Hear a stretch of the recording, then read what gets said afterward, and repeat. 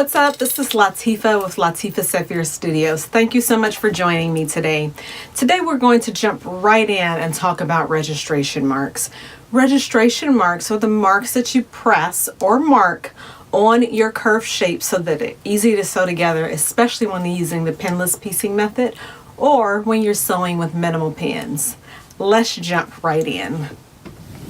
Okay, so we're going to jump right in and start looking at how to press registration marks. I'm going to show you on the primary shape, and that is the clamshell. We've cut out some clamshells using the 8-inch Clammy or the Clammy 8-inch. And there's a couple of different ways that you can transfer those registration marks.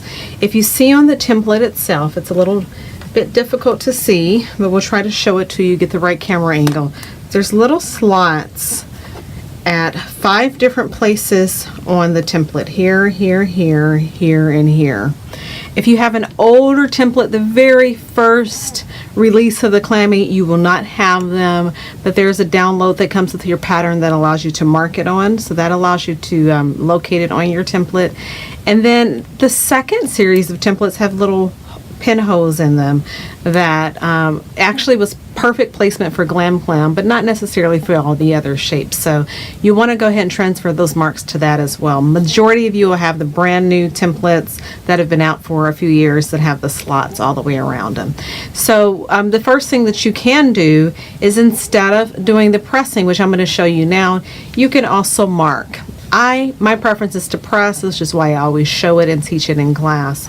For marking, you do want to be careful and concerned about which side of your fabric that you're marking on.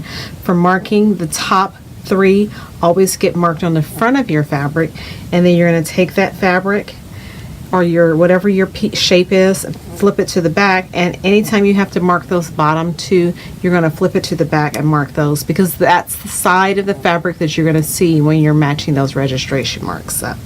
So I'm going to show you my favorite way to do it, and that is to press.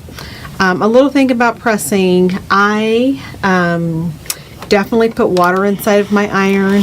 I always say I sacrifice an iron a year to the steam guides because it's that important to me. So I use a lot of steam. The reason why is because it helps to press really nice flat curves when you finally get things pieced together, and it also helps to create really nice sharp creases that you just can't get with all of the other starches or any kind of the other starch alternatives that are out there in the market. So let's just go through pressing those registration marks. Now these registration marks that I'm going to show you for pressing align perfectly with the registration marks on the Clammy. So let me show you how to do that. The first thing we'll do is to fold it in half, and we're going to press. And when I'm pressing, I'm just pressing about an inch or so in here from the edge of that curve. The second thing we do is take that center line, and we're going to fold it to an approximate 1/4 inch. So if you look really closely there, we're approximately a 1/4 inch from the edge. Now I don't want you to get really picky and measure and do all of that. The first couple of times you can. See, I get it pretty spot on. But I just want you to do approximate 1/4 inch because there's simply alignment marks that help us to sew our curve. Once again, we're just creasing it about an inch in there, so we have 3 registration marks at the top. Now we're going to take the tip. Anytime I say tip, I'm talking about that bottom little piece of the clamshell there, and fold it from the tip to the corner of that curve. We'll open it up and do the same thing on the opposite side. And it's that easy. So a couple of different things that I want you to keep in mind. These are the general registration marks. So they're the 5 marks. If we lay that Clammy right on top, we'll see that they align perfectly with the 5 marks on the template itself. But there are a couple of other places that, depending upon which Clammy pattern that you're working on, may tell you to press. So for instance, if we're looking at the clam toss pattern here, and we're looking at pressing, let's flip to that page. Here we are here for pressing your registration marks. On your whole clamshells, there's one additional spot that I'm going to have you press, and that is on the tip here. We would fold up about approximate 1/4 inch and press there as well. So this is definitely pattern specific. On Glam Clam, you do not have to do this.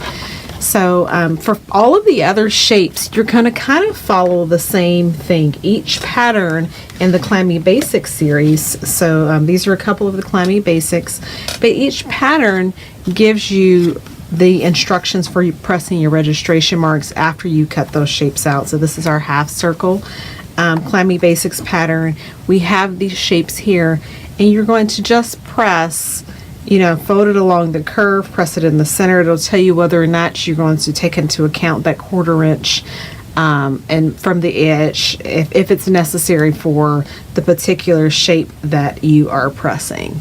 So I hope that's nice and clear and easy for you. Worst comes to worst, of course, you always have your registration marks clearly marked on that template themselves, and you can use some kind of a marking tool to mark that. I did place those little slots within the seam allowance, so you don't have to be as concerned with whether or not those marks are going to go away once you sew them together. So that's pressing registration marks. A little bit about strategy. I generally get my projects laid out completely, and I'll press a row at a time, especially with the clamshell project. So for clam toss, those are diagonal rows. For Glam Clam, of course, those are vertical rows.